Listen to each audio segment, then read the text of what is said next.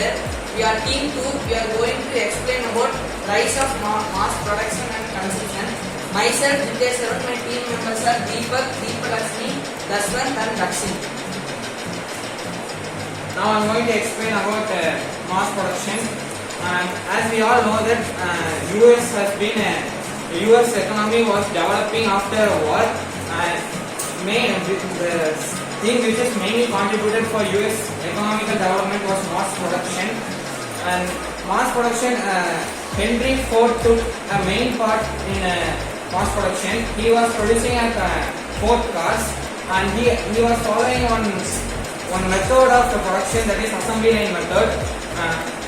In that every model he was doing with machineries, so it increased the production, and it also has it increased the production in time period of 1920s. This also increases the employment of people, but while working with the machineries, the people can't take a rest, or they can't speak with workmates. So most of the people has been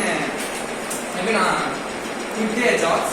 So to prevent this, to avoid this, Ford has been announcing that there was an increase in employment. That is, for per day he was giving $5 for each employee. So most of the employees came to work in the industries, and as a result he got more profit in this production. And Ford T model has been number one of more production in the world. Not only the cars, the US has been developed well, and they also producing some household goods such as washing machine, refrigerator, etc. They also resume the exporting to foreign countries.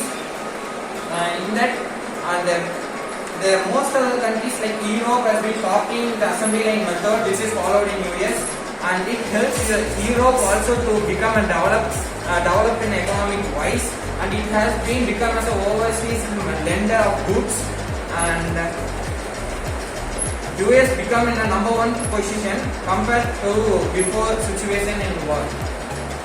Question: In which year did the strong US economy started?